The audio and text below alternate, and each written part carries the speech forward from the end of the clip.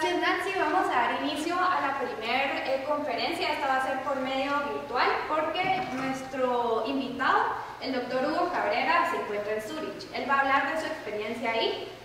Él estudió la licenciatura de física aquí en la Universidad del Valle y años después viajó a Suiza. Aplicó para la maestría en física en el ETH, que es la Escuela Politécnica Federal de Zúrich. Realizó investigación en el CERN, que es la Organización Europea para la Investigación Nuclear, y actualmente tiene un doctorado en el ETH, el cual este instituto es donde estudió Albert Einstein. Entonces, por favor, si le podemos dar la bienvenida.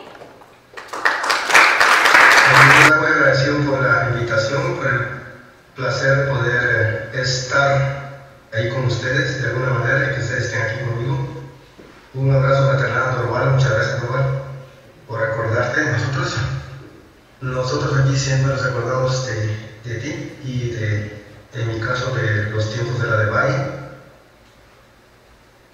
Me alegra mucho poder ver que todavía sigue habiendo algo de interés en la matemática y en la física. Ya hace muchísimos años que estuvimos ahí cuando era más o menos nuevo el auditorio ese, que lo empezamos a utilizar para escuchar algunas de las cátedras de Dorval, del doctor González, que en paz descanse, y también para encerrarnos ahí a ver los partidos de fútbol de la Eurocopa. Quería comenzar así diciendo que Dorval me planteaba hablar de dos cosas ahora.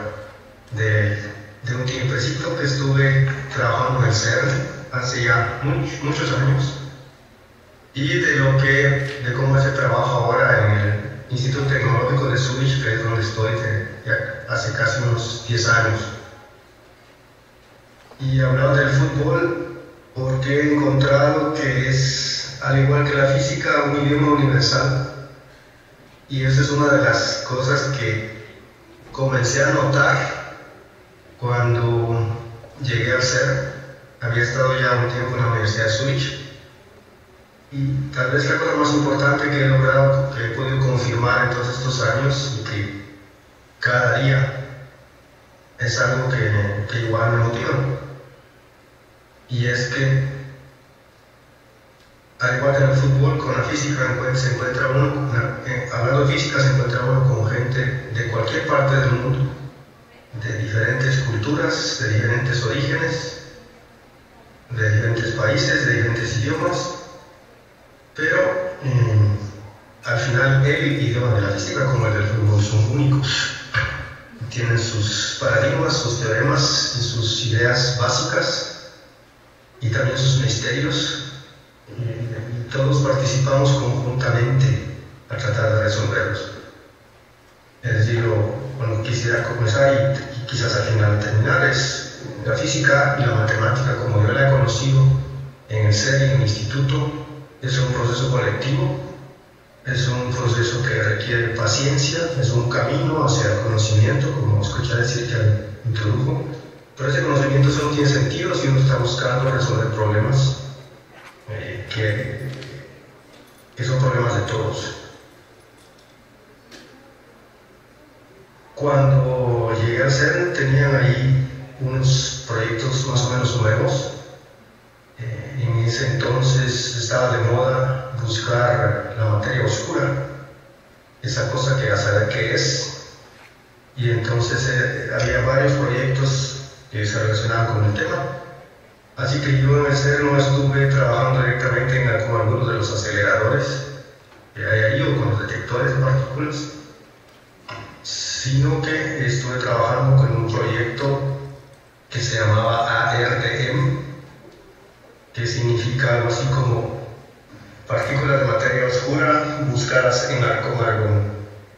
Si me permiten, voy a entonces a contarles un poquito de ese experimento y de las ideas básicas del experimento y de lo que me tocó hacer ahí.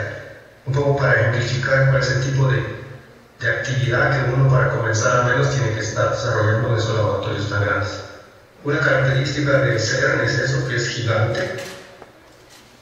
Cuando uno participa en un experimento, ya sea que le toque a uno soldar un par de cables o hacer un plot, al final no ve uno realmente el proceso completo de los experimentos.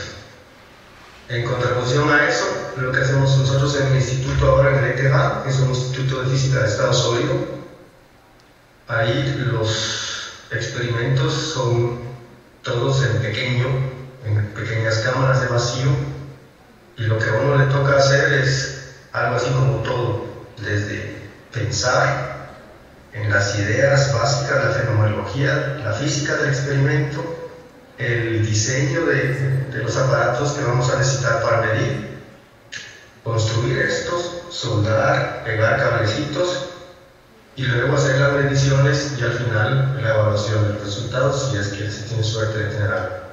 Entonces esos son como los dos extremos de lo que he conocido yo de la física. El participar como físico o como técnico en un proyecto gigante, como los proyectos que quieren hacer, en donde uno hace una pequeña parte, o participar en un experimento, en un proyecto como nuestro grupo, en donde somos muy pocos, pero nos toca que participar en distintas fases del proceso experimental.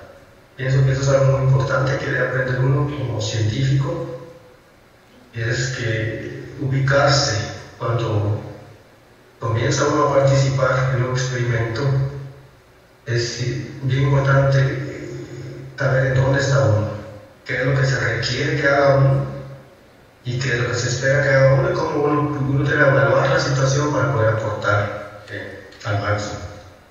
Me acaban de explicar cómo funciona esta cosa, yo no sabía antes, voy a intentar entonces compartir un archivo de un PDF en donde se describe, donde hay las figuras con las que me voy a apoyar para hablarles un poquito de ese experimento que hicimos, en el que participé en el CERN y que creo que todavía está funcionando.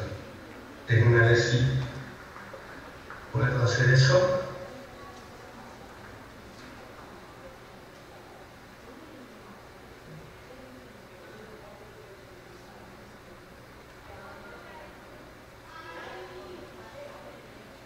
Yo ya veo que está aquí, solo veo que hay un poquito de retardo.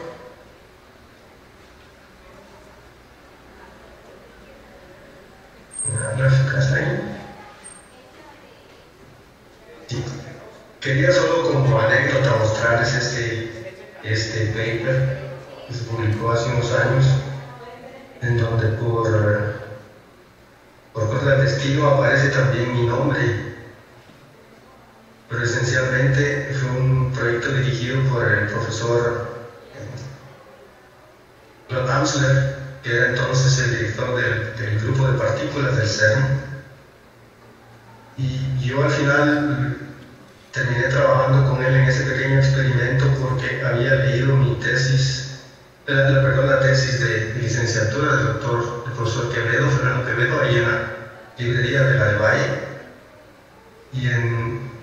Y eso me motivó realmente para estudiar física, en particular física de partículas. Años después, cuando estaba escribiendo mi tesis para la licenciatura en Guatemala, puse un paper en el que aparecía el profesor Amsler, que está aquí, un nombre, Claude Amsler. Y entonces una vez fui a la Universidad de Zurich aquí, y cuando abrí la puerta de una oficina estaba él. Entonces le fui a preguntar si podía estudiar ahí. Y él me dijo que sí, porque en ese momento estaban abriendo justamente la maestría en física de partículas. Con eso solo quisiera chequear si me están escuchando. Sí, lo escuchamos, doctor. Muchas gracias. ¿Por qué cosa me avisa? Sí, porque si no, solo siento que estábamos solos. Pero yo sigo entonces. En este experimento se trataba de intentar detectar partículas que interactúan debido a la fuerza débil, que podrían ser candidatos para constituir parte al menos de materia oscura. El principio del experimento está esquematizado aquí.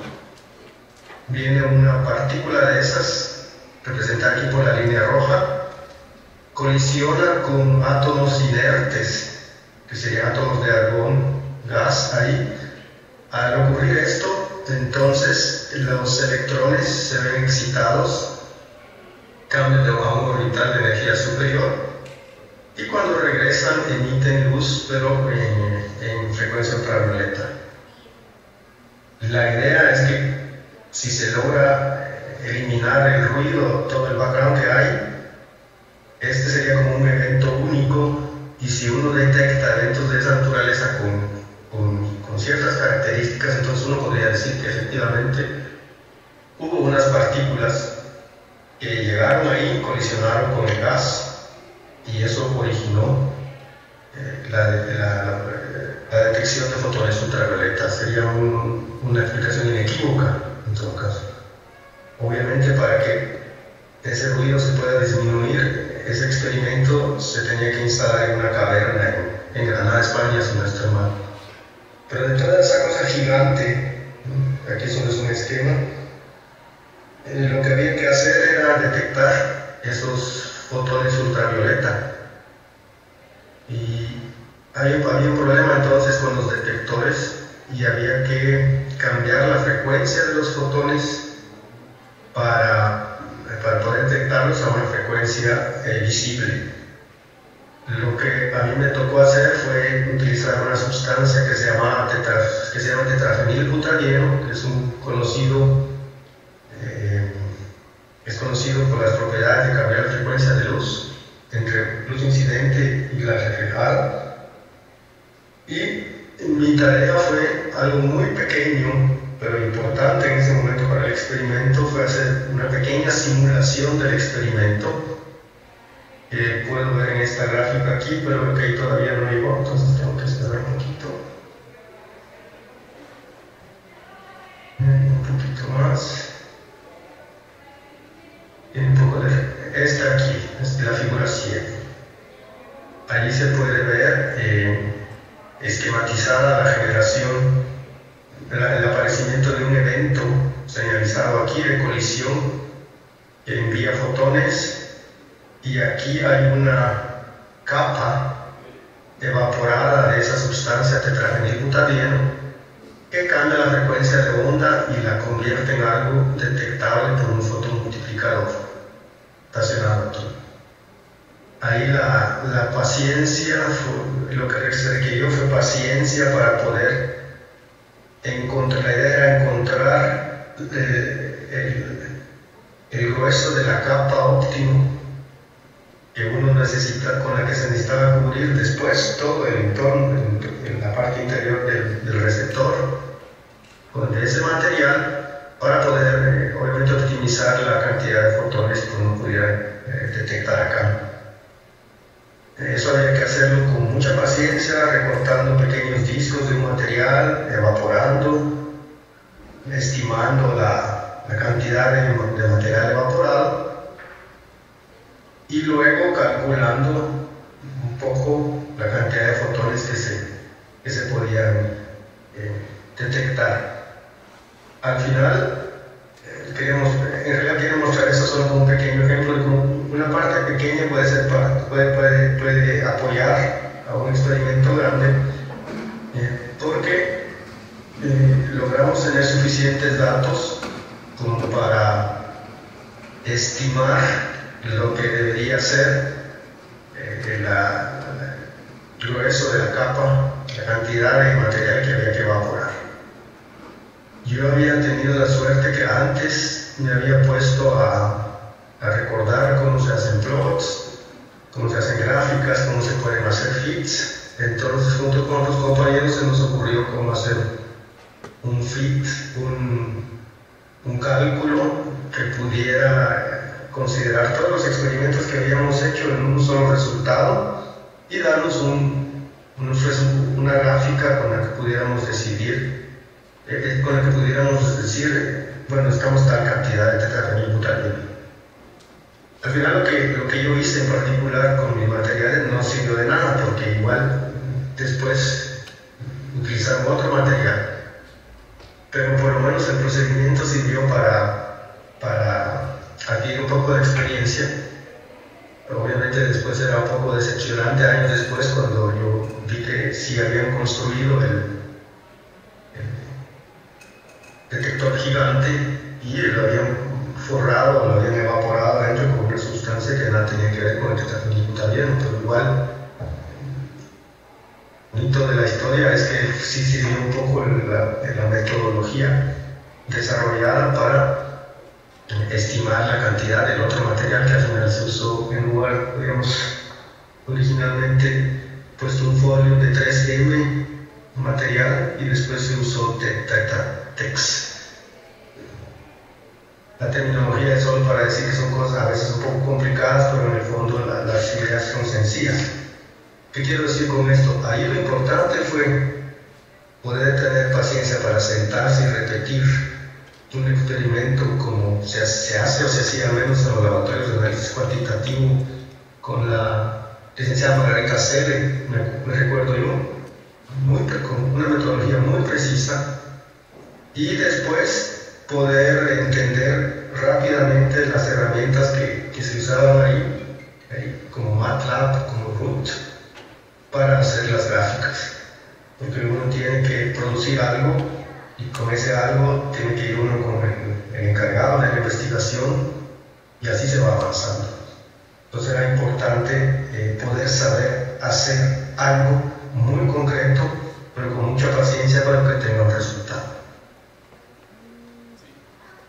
Como conclusión del trabajo ese del CERN, podría decir que fue para mí la primera experiencia de estar en un ambiente en donde había personas de distintos países, como decía al principio, con diferentes experiencias, pero todos trabajando con el mismo experimento. Años después comencé a trabajar en el instituto donde estoy ahora, parte del Instituto Politécnico de Zurich. Es un pequeño grupo de física de estado sólido en donde básicamente tratamos de investigar qué es el magnetismo. Como parte de los procesos experimentales que se han tenido que desarrollar para acercarnos a entender qué es el magnetismo, tenemos el fin último del grupo es poder detectar lo que se llama dominios magnéticos en una escala de nanómetros. Y me permiten mostrarles aquí ahora un otro paper. Este es algo ya moderno y ya cambiamos de escenario, estamos en el instituto y lo que tenemos ahí son microscopios de efecto túnel.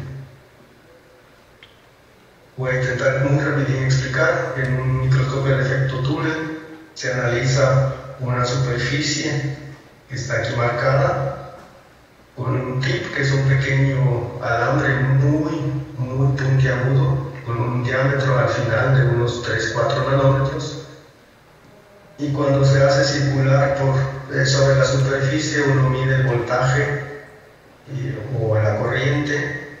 Es una corriente de túnel. El sensor no está en contacto con la superficie, sino que es un efecto cuántico en la corriente que se mide, aunque no hay un contacto efectivo físico. Y esa corriente es más o menos proporcional a la superficie, es decir, cuando uno hace un scan en los dos ejes, en X y Y, puede uno tener una vista de la superficie, en realidad de las nubes electrónicas superiores. Y así funciona un microscopio de efecto túnel. Lo que nosotros hacemos es, como nuestro objetivo es analizar las propiedades magnéticas de la superficie, nosotros retiramos un poco el sensor hasta una distancia grandísima, de unos 20 nanómetros, siempre en nanómetros. Cuando esa distancia ya es de ese orden, ya se rompe el efecto túnel. Entonces ya no hay electrones vía efecto túnel, pero si incrementamos el potencial en la punta, y si la punta es suficientemente puntiaguda, redundando, pues recordamos que el campo eléctrico es el gradiente del potencial, que es una cosa geométrica. Entonces el campo eléctrico ahí puede ser de unos 10 a 10 electronvolts por metro. Con semejante campo eléctrico se emiten electrones vía otro proceso que se llama emisión de campo, y esos forman un beam de electrones, un haz de electrones primarios que golpean la superficie, interactúan con la superficie y se emiten electrones secundarios. Esos electrones secundarios, si realmente vienen de la superficie, llevan energía, llevan información, puede ser información química, que es la superficie, pero lo que nos interesa es llevar información magnética, es decir, podrían tener una debida polarización magnética. Han escuchado hablar que el magnetismo es en realidad una cosa de spin, y el spin puede estar polarizado dependiendo de la superficie.